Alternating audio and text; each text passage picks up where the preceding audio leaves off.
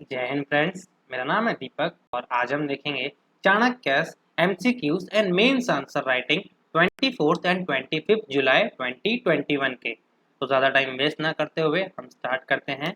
उससे पहले प्लीज़ आप इस वीडियो को लाइक कर दीजिए और उसके साथ साथ कमेंट और सब्सक्राइब भी कीजिए और अपने फ्रेंड्स के साथ भी इसे शेयर कीजिए ताकि आने वाले प्रीलिम्स में उनका भी बहुत ज़्यादा फायदा हो सके। तो फर्स्ट क्वेश्चन है, विच of the following appropriately defines microplastic. अब देखिए हमने कल ही क्वेश्चन लिया था कि माइक्रोप्लास्टिक आखिर क्या होते हैं, माइक्रोप्लास्टिक इतने ज्यादा कंसर्न क्यों हैं, माइक्रोबीट्स का मतलब क्या होता है। अब देखिए जो क्वेश्चन है ना वो क्या पूछ रहा है कि माइक्रोप्लास्टिक को आप डिफाइन कैसे कर सकते हो। अब देखिए मीनिंग, उसके साथ कंसर्न, उसके साथ इम्पैक्ट या तो फिर उसकी डेफिनेशन, ये बहुत ज्यादा डिफरेंट डिफरेंट एरियाज है। इन किसी भी एरियाज में क्या हो सकता है, यूपीएससी आपसे इसके लिए क्वेश्चन पूछ सकती है। ए देखिए, plastic which are size of bacteria, मतलब माइक्रोप्लास्टिक क्या ऐसे प्लास्टिक होते हैं क्या जो साइज ऑफ बैक्टीरिया होते हैं। या B, plastic invisible to naked eye at below 300 micrometres to 5 millimetres, मतलब ऐसे प्लास्टिक जो कि आंखों से दिखाई भी नहीं देते हैं और वो 300 माइक्रोमीटर से भी कम से लेके तो 5 मिलीमीटर तक उनकी क्या रहती है, साइज रहती है। या C, plastic which is broken down due to weathering and erosion, मतलब वेदरिंग एंड इरोजन की वजह से जो प्लास्टिक टूट जाते हैं उसे क्या माइक्रोप्लास्टिक कहा जाता है। या D, plastic which is found under the stomach of animals and fishes, मतलब ऐसा प्लास्टिक जो कि एनिमल्स एंड फिशेज के स्टमक के अंदर पाया जाता है उसे माइक्रोप्लास्टिक कहा जाता है। What do you think. अब देखिए हमने कल भी डिस्कस किया था कि एक एनजीओ ने ये पता लगाया है, मतलब उन्होंने रिसर्च किया, रिव्यू किया, रिसर्च किया, उसमें उनको ये पता लगा कि गंगा के अंदर बहुत ज़्यादा इसमें मात्रा में बहुत ज़्यादा माइक्रोप्लास्टिक है, उसके साथ साथ माइक्रो बीड्स भी हैं। अब देखिए India must take its law on waste seriously to stop microplastic pollution. The Ganga might have stood witness to many Indian civilisation, but Ganga में जो माइक्रोप्लास्टिक है वो बहुत ज्यादा क्या हो रहे हैं, मरीन एनिमल्स का, मरीन इकोलॉजी का क्या बन रहे हैं, हार्मफुल तरीके से इम्पैक्ट कर रही है। अब देखिए उसमें प्लास्टिक के क्या क्या चीजें आती हैं, इसमें आता है plastic filament, fibres, fragments into two places, microbeads, composition pointing out that the industrial and secondary broken down plastic which are article for everyday use. अब देखिए माइक्रोप्लास्टिक जो होते हैं ना ये थर्ड और फोर्थ लेवल के प्लास्टिक होते हैं। जो फर्स्ट लेवल के प्लास्टिक होते हैं ना वो जब सी में निकल जाते हैं या रिवर में निकल जाते हैं उसे क्या किया जाता है, वो धीरे धीरे लेयर्स की वजह से, पानी की वजह से टूटते जाते हैं, ब्रोकन होते जाते हैं। टूटने के बाद वो एकदम छोटे टाइप के क्या बनते हैं, माइक्रोप्लास्टिक बनते हैं, जो कि क्या रहते हैं, microscopic particles invisible to naked eye at below 300 micrometres to 5 millimeters in the country's holistic river call into question the progress of two high priority well funded mission। अब इनका कहना है कि माइक्रोप्लास्टिक की जो एक्चुअल डेफिनेशन है वो ये है कि ये ना नेक्ड आई से आपको नहीं दिखाई देते हैं, 300 मीटर माइक्रोमीटर टू 5 मिलीमीटर। अब ये पूछते हैं कि ऑब्वियसली बात है, अगर इतना पैसा आप दो वेल फंडेड मिशन, आपको पता है 20,000 करोड़ रुपए गंगा नमामि गंगे प्रोजेक्ट के ऊपर खर्च हो रहा है जिसमें बहुत सारे प्लांट्स बनाए जाते हैं, प्लास्ट मतलब जो बहुत सारे ऐसे प्लांट्स बनाए जा रहे हैं जो कि क्या करेंगे, रिवर को क्लीन करेंगे, उसके साथ साथ रिवर को वन सोर्स पॉल्यूशन जो है, पॉइंट सोर्सेज जो है पॉल्यूशन के उसे कम करने की कोशिश कर रहे हैं। ऐसे अगर जो प्रोजेक्ट्स हैं वो अगर सक्सेसफुल नहीं हो पा रहे हैं तो इनका कहना है कि हमें क्या करना चाहिए, गवर्नमेंट को क्वेश्चन करना चाहिए। और उसके साथ साथ जो माइक्रो प्लास्टिक है ना ये कहाँ से आते हैं, तो ऑब्वियस सी बात है सबसे ज्यादा ये कहाँ से आते हैं, म्युनिसिपल वेस्ट में आते हैं। अब म्युनिसिपल वेस्ट में आता है सबसे ज्यादा हाउस होल्ड वेस्ट, उसके साथ साथ हॉस्पिटल वेस्ट, उसके साथ साथ इंडस्ट्रियल वेस्ट। ये सारे के सारे जो वेस्ट है ना वो डायरेक्टली जहाँ जाके मिल जाते हैं, रिवर्स में मिल जाते हैं, उसके बाद वो डायरेक्टली सी में चले जाते हैं। आपको पता भी होगा ग्रेट पैसिफिक बैज बना हुआ है, Great Pacific Central Pacific badge, जहाँ पे प्लास्टिक का सबसे बड़ा गतरा आप बोल सकते हो कि जो हम्प है वो वहाँ पे बना हुआ है। वो दुनिया का सबसे बड़ा प्लास्टिक का हम्प है जो कि आपको ग्रेट ईस्टर्न या सेंट्रल पैसिफिक बैज उसे कहा जाता है। अब देखिए सॉलिड वेस्ट मैनेजमेंट रूल्स हैं, वेस्ट सेग्रीगेशन के रूल्स हैं, ई प्लास्टिक रूल्स हैं, गवर्नमेंट बहुत सारे रूल्स लाई हैं, लेकिन अभी भी प्लास्टिक की जो खपत है वो कम नहीं हो रही है। इसलिए गवर्नमेंट का कहना है इम्प्लीमेंटेशन साइड पे हमें क्या करना चाहिए, इनका कहना है कि इम्प्लीमेंटेशन साइड पे हमें सबसे ज्यादा ध्यान देना चाहिए rather than policy side. Policy तो हमारी बहुत ज्यादा मस्त है, लेकिन अगर आप इम्प्लीमेंटेशन ग्राउंड लेवल पे देखते हो तो हम प्रॉपर ढंग से नहीं कर पाते हैं, जिसकी वजह से क्या होता है, माइक्रो प्लास्टिक, उसके साथ साथ माइक्रो बीड्स, ये बहुत ज्यादा मात्रा में बढ़ते जाते हैं। इसके बाद देखिए second question, which of the following is not a part of United kingdom, मतलब इनमें से कौन सा यूनाइटेड किंगडम का पार्ट नहीं है। ए देखिए, स्कॉटलैंड, बी इंग्लैंड, सी वेल्स या डी आयरलैंड। अब देखिए बहुत ज़्यादा सिंपल सा क्वेश्चन है, स्ट्रेट फॉरवर्ड सा, इसके आने के चांसेस मोर देन 200% है, मैं बोल सकता हूँ, क्योंकि United kingdom, great Britain, England, ये तीनों भी हम जो सुनते हैं ना, हम इसे एक ही मान लेते हैं, ये तीनों भी लेकिन अलग अलग है। यूनाइटेड किंगडम अलग है, ग्रेट ब्रिटेन अलग है, उसके साथ साथ इंग्लैंड अलग है। अब देखिए इश्यू आखिर आया क्यों, तो देखिए रिटर्न ऑफ ट्रबल्स, आपको पता है 6-7 महीने ही ब्रेग्जिट हुआ है। अब ब्रेग्जिट में क्या हुआ था ना, कुछ कुछ पार्ट्स ऐसे थे जिनका कहना था कि हम यूरोपियन यूनियन के साथ रहेंगे, उसमें देखिए आता है नॉर्दर्न आयरलैंड और उसके साथ साथ आयरलैंड। अब इनका कहना है कि हम यूरोपियन यूनियन का पार्ट होकर रहेंगे, और एक ट्रीटी हुई थी, उस ट्रीटी के तहत ये माना गया, रखा गया था कि यहाँ से जो आएंगे ना, मतलब जो भी गुड्स एंड सर्विसेज यहाँ से मतलब एक्सचेंज होंगे, उस पर क्या होगा, क्रॉस बॉर्डर चेकिंग होगी। अब यूनाइटेड किंगडम का कहना है ये क्रॉस बॉर्डर चेकिंग की वजह से क्या हो रहा है, हमारे यहाँ पे जो ट्रेड है उसको बहुत ज्यादा नुकसान मिल रहा है। तो ये जो यूरोपियन यूनियन के जो आप बोल सकते हो कि जो ट्रीटी है, इस ट्रीटी को डायरेक्टली हटा दिया गया है। अब इनके बीच में क्या हो रहा है, northern Ireland the east nationalist who support the unification in favour of protocol, इनका कहना है कि डिफरेंट डिफरेंट पार्ट जो अलग हैं। अब देखिए नॉर्दर्न आयरलैंड का कहना है कि हमें यूरोपियन यूनियन से माल चाहिए और हम जो कस्टम यूनियन का पार्ट थे हम उन्हें रहना चाहते हैं, लेकिन जो इंग्लैंड है, जो यूनाइटेड किंगडम है, वो इसे कह रहा है कि हम ऐसा नहीं होना चाहते हैं, हमें यूरोपियन यूनियन का पूरा जो कट है, कट ऑफ है, वो हमें पूरा का पूरा कट ऑफ करना है। तो इसके बीच क्या चल रहा है, इनके बीच में बहुत ज्यादा कन्फ्लिक्ट्स चल रहे हैं। अब देखिए कन्फ्लिक्ट्स हमारे लिए इतना इंपॉर्टेंट नहीं है, हमारे लिए इंपॉर्टेंट ये है कि जो इसका बेसिक चीज है मैप के थ्रू, वो हम क्या ले सकते हैं। अब देखिए ये यूनाइटेड किंगडम है ना, उसमें आता है स्कॉटलैंड, उसके साथ साथ आता है वेल्स और उसके साथ साथ आता है इंग्लैंड। अब देखिए स्कॉटलैंड, वेल्स और इंग्लैंड, ये तीनों भी यूनाइटेड किंगडम के पार्ट हैं, लेकिन जो आयरलैंड है ना, वो यूनाइटेड किंगडम का पार्ट नहीं है। ये देखिए इस साइड वाला नॉर्दर्न आयरलैंड क्या है, यूनाइटेड किंगडम का पार्ट है, लेकिन आयरलैंड ये यूनाइटेड किंगडम का पार्ट नहीं है। ओके, तो देखिए ये इसका आंसर क्या होगा, डी आयरलैंड। इसके बाद देखिए third question, orangutans which are recently in news for constantly reducing numbers are found majorly. अब क्वेश्चन सिंपल सा स्ट्रेट फॉरवर्ड है कि जो ओरंगुटान्स हैं, ये आपको पता होगा ये प्राइमेट्स हैं। प्राइमेट्स का मतलब होता है ह्यूमन लाइक स्ट्रक्चर जिनका होता है, that is called as primate, जिसमें एप भी आते हैं, चिंपैंजीज भी आते हैं। They are constantly in news for their reducing numbers, मतलब कंस्टेंटली उनकी पॉपुलेशन कम होती जा रही है। वो आखिर मेजरली कहाँ मिलते हैं, ये देखिए इंडिया, बी म्यांमार, सी चाइना या डी इंडोनेशिया, क्या लगता है। फोर्थ देखिए, with reference to Indian Desert National Park, which of the following questions are statements are correct। ये क्वेश्चन 2020 की प्रीलिम्स में पूछा गया था, इसीलिए मैंने यहाँ पे इसे जैसे कि हमारी पॉलिसी है कि हम प्रीवियस ईयर्स के क्वेश्चन को बार बार लेते हैं, ताकि आपको पता चले कि आखिर किस प्रकार से यूपीएससी क्वेश्चंस को पूछ रही है। तो देखिए इनमें से डेजर्ट नेशनल पार्क के बारे में क्वेश्चन पूछा गया है। फर्स्ट स्टेटमेंट है, it is spread over 2 district, मतलब जो डेजर्ट नेशनल पार्क है वो 2 डिस्ट्रिक्ट में फैला हुआ है।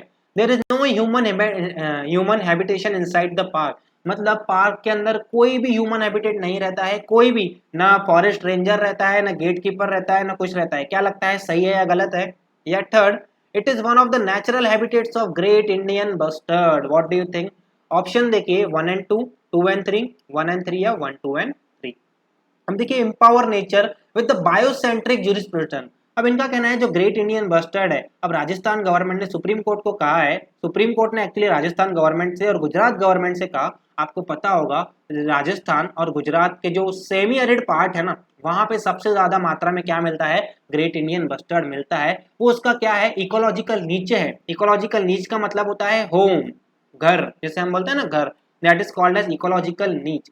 वहां पे क्या हुआ है, वो प्रॉपर तरीके से एडाप्ट हो चुका है पूरी तरीके से। तो गुजरात के सेमी एरिड और उसके साथ साथ राजस्थान के सेमी एरिड पार्ट में ग्रेट इंडियन बस्टर्ड, जो कि क्रिटिकली इंडेंजर्ड है आईयूसीएन की लिस्ट में, वो आपको वहां पे मिलता है। अब देखिए राजस्थान गवर्नमेंट, सुप्रीम कोर्ट ने कहा कि आप डायरेक्ट जो आपकी जो तारे हैं, मतलब जो वायर्स हैं, इलेक्ट्रिक वायर्स, तो वो आप हटा दीजिए, क्योंकि ग्रेट इंडियन बस्टर्ड जो है वो तारों को देख नहीं सकता है और वो डायरेक्टली उनसे मिलके क्या होता है, कोलाइड होके फिर उनकी मौत हो जाती है। लेकिन राजस्थान गवर्नमेंट ने कहा कि जो ग्रेट इंडियन बस्टर्ड है ना, वो इस प्रकार से ऐसे देखता है, वो सीधा नहीं देखता है, इसीलिए उनकी मौत हो रही है। अब इनका कहना है कि जो आप ये एंथ्रोपोसेंट्रिक सोच रहे हो ना, ह्यूमन सेंट्रिक सोच रहे हो ना, इससे हटा के आपको बायोसेंट्रिक होना पड़ेगा। मतलब आपको ना एनिमल्स के पॉइंट ऑफ व्यू भी सोचना पड़ेगा कि किस प्रकार से हमको पॉलिसीज ये वो लानी है। बस यही इस पूरे के पूरे आर्टिकल में बताया गया है कि किस प्रकार से हमें एंथ्रोपोसेंट्रिक टू बायोसेंट्रिक हमें जाना चाहिए, और जो हमें लॉज है वो हमें बायोसेंट्रिक करने चाहिए। अब इनका कहना है कि ग्रेट इंडियन बस्टर्ड के पास विजन नहीं रहता है स्ट्रेट देखने का, इसलिए वो वहां से टकराते हैं और मर जाते हैं।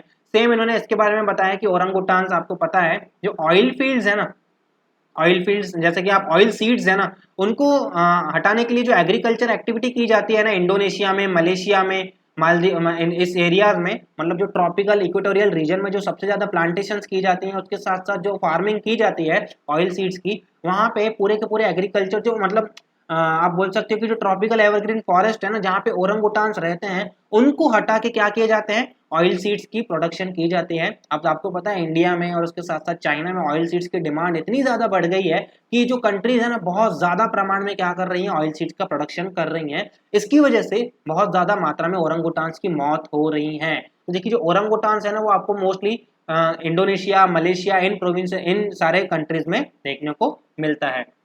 और तो देखिए इसका कुछ आंसर क्या है, स्प्रेड ओवर 2 डिस्ट्रिक्ट, तो बिल्कुल सही बात है, राजस्थान के 2 डिस्ट्रिक्ट में जो इंडियन डेजर्ट नेशनल पार्क है वो फैला हुआ है। और थर्ड भी बिल्कुल सही है, सेकंड बिल्कुल गलत है। आपको पता है नेशनल पार्क के अंदर ऐसा भी एकदम एक्सट्रीम तरीके से रिस्ट्रिक्शंस रहते हैं, लेकिन कुछ कुछ लोग वहां पे आपको तो भी देखने को मिलेंगे, कुछ कुछ जो ट्राइब्स हैं, कुछ कुछ लोग हैं, वो आपको वहां पे देखने को मिलेंगे। नो हैबिटेशन नहीं बोल सकते हो, मिनिमम हैबिटेशन बोल सकते हो, लेस हैबिटेशन बोल सकते हो, लेकिन नो हैबिटेशन का मतलब होता है प्योरली कट ऑफ, नो का मतलब नहीं। लेकिन अगर सम बोला तो मतलब कुछ कुछ लोग रहते हैं। तो सेकंड स्टेटमेंट यहाँ पे गलत है, इसलिए इसका आंसर क्या है, 1 और 3।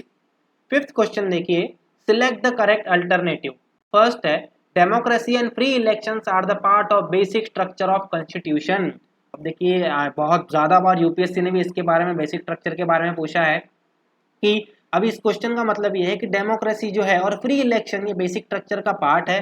सेकंड देखिए, Supreme Court defines basic structure as a part which can not be altered by Parliament, मतलब सुप्रीम कोर्ट बेसिक स्ट्रक्चर को ऐसे डिफाइन करती है कि ऐसा पार्ट है जो कि पार्लियामेंट उसे अल्टर नहीं कर सकती है।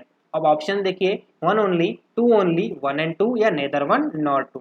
क्वेश्चन नंबर 6 देखिए, right to vote and to be elected in India is, ये क्वेश्चन 2017 का सबसे कंट्रोवर्शियल क्वेश्चन था, प्रीलिम्स में पूछा गया था। कोई भी इसका आंसर सही नहीं बता रहा था, लेकिन यूपीएससी ने लास्ट में इसका आंसर दिया। तो क्वेश्चन का मीनिंग है कि right to vote and to be elected ये आखिर क्या है।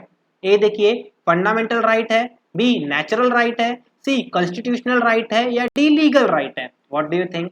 अब देखिए एससी से secrecy of vote a must in any election, मतलब right to free and fair poll paramount. अब सुप्रीम कोर्ट का कहना है कि जो किसी भी पोल में अगर डायरेक्ट डेमोक्रेसी है तो लोग जहाँ पे वोट कर रहे हैं, उसके साथ साथ इनडायरेक्ट डेमोक्रेसी है जहाँ पे रिप्रेजेंटेटिव्स वोट करते हैं किसी को चुनने के लिए, वहां पे भी सीक्रेसी बहुत ज्यादा जरूरी है, ताकि इंटिमिडेशन, उसके साथ साथ फेयर और उसके साथ फ्री जो इलेक्शन है ना, मतलब जो किसी का मत है वो फ्री होना चाहिए। Okay, involve to ensure that voter cast his vote without any fear, किसी का फियर नहीं होना चाहिए, किसी का भय नहीं होना चाहिए। इसीलिए बहुत ज्यादा इंपॉर्टेंट है कि सीक्रेसी हमेशा बनी रहे। इसीलिए इन्होंने इस बार में ये भी कहा कि डेमोक्रेसी एंड फ्री इलेक्शन क्या है, are the basic structure of constitution. लेकिन सुप्रीम कोर्ट ने कहीं पे भी बेसिक स्ट्रक्चर को डिफाइन नहीं किया है, नहीं किया है, नहीं किया है, इसलिए सेकंड स्टेटमेंट यहाँ पे गलत हो जाता है और इसका आंसर मिलता है हमें A1 ओनली। देखिए राइट टू वोट जो है इंडिया में वो कॉन्स्टिट्यूशनल राइट है। आर्टिकल 326 के अंदर यूनिवर्सल एडल्ट फ्रेंचाइजी का क्या दिया है, अधिकार दिया है, जिसके अंतर्गत 18 साल के ऊपर जो भी है उसको क्या है, राइट टू वोट का अधिकार है। कुछ कुछ डिफरेंट तरह की डिस्क्वालिफिकेशन दिए गए हैं, वो डिस्क्वालिफिकेशन अगर आपके ऊपर लागू होती हैं तो डिफरेंट बात है, लेकिन अगर आप 18 साल के ऊपर हो तो आपको कोई भी सरकार, कोई भी अगर आप जाते हो वोट देने तो आपको वो क्या नहीं कर सकता है, रिफ्यूज नहीं कर सकता है। इसलिए इसका आंसर क्या है, कॉन्स्टिट्यूशनल राइट। बहुत सारे लोगों को लग रहा था कि लीगल राइट है, क्योंकि कॉन्स्टिट्यूशन में कहीं मेंशन नहीं किया गया है, लेकिन कॉन्स्टिट्यूशन में यूनिवर्सल अडल्ट फ्रेंचाइजी क्या की गई है, दी गई है आर्टिकल 326 ऑफ द कॉन्स्टिट्यूशन में। ओके, सेवेंथ क्वेश्चन देखिए, which of the following appropriately describes carbon neutrality, इनमें से कौन सी कार्बन न्यूट्रलिटी को अप्रोप्रिएटली डिस्क्राइब करती है। ए देखिए, amount of carbon dioxide emitted is equal to amount of carbon dioxide remove, मतलब अमाउंट ऑफ कार्बन डाइऑक्साइड आपने जितना इमिट किया है उतना ही आपसे एनवायरनमेंट ने, उतना ही आपने एनवायरनमेंट से रिमूव किया है, उसे क्या कार्बन न्यूट्रलिटी कहते हैं। B, amount of carbon dioxide emitted equal to amount of carbon dioxide taken by humans and plants, जितनी amount of carbon dioxide emit की गई है उतनी ही कार्बन डाइऑक्साइड ह्यूमंस और उसके साथ साथ प्लांट्स ले लेते हैं तो उसे क्या कार्बन न्यूट्रलिटी कहा जाता है। या C, total emission of CO2 divided by total new plants growth, मतलब टोटल जितना भी CO2 का इमिशन हुआ है उससे हम डिवाइड करेंगे कि हमने नए प्लांट्स कितने उगाए हैं। तो क्या लगता है इसका मतलब क्या कार्बन न्यूट्रलिटी का होता है। या ratio of CO2 to oxygen in environment, मतलब CO2 के मामले में ऑक्सीजन जितना है उसे क्या कार्बन न्यूट्रलिटी कहा जाता है।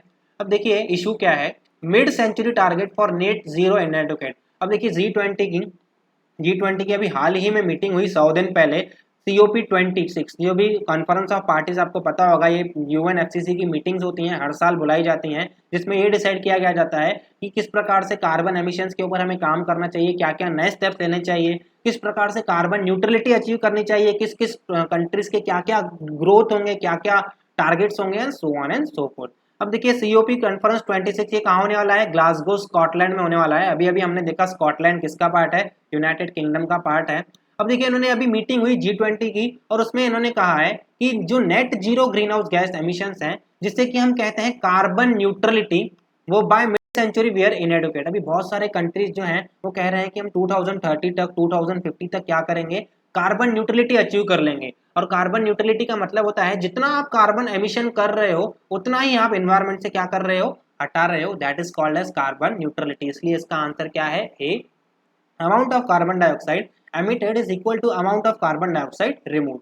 अब देखिए इनका कहना है कि जो डेवलपिंग कंट्रीज हैं वो भी क्या करें, जितना ज़्यादा हो सके अपने टारगेट्स को बढ़ाएं। बहुत जो डेवलप कंट्रीज हैं वो हमेशा ही लेके क्या बोलती हैं कि डेवलपिंग कंट्रीज अपने टारगेट्स बढ़ाएं, लेकिन इंडिया को लग रहा है कि इंडिया जो नेट जीरो एमिशन है उसके भी बहुत ज़्यादा नीचे है, इसीलिए उनके ऊपर कोई टारगेट्स का जो बंधन है वो नहीं होना चाहिए। जो नेशनली डिटरमाइंड कंट्रीब्यूशंस हैं, आपको पता होगा नेशनली डिटरमाइंड कंट्रीब्यूशंस का मतलब होता है NDC, ये कंट्रीज हमें मतलब जो कंट्रीज खुद होकर डिसाइड करती हैं कि हमें क्या क्या करना है, कार्बन को कितने टाइम तक कितने समय में हमें कम करना है। तो इनका कहना है कि ये क्या होना चाहिए, इक्विटेबल होना चाहिए, और G20 कंट्रीज या तो फिर कोई भी बड़ी कंट्रीज है जो डेवलप कंट्रीज हैं वो किसी भी प्रकार का बंधन कारक डेवलपिंग कंट्रीज के ऊपर ये टारगेट ना रखें। और जो डेवलपिंग कंट्रीज हैं, मतलब जो डेवलप कंट्रीज है जैसे US है, United Nations, United states of America, उसके साथ यूरोपियन यूनियन, ये क्या करें अपने टारगेट्स को और भी ज्यादा बढ़ाए। तो ये इसके ऊपर क्या हुई, इसमें चर्चा हुई।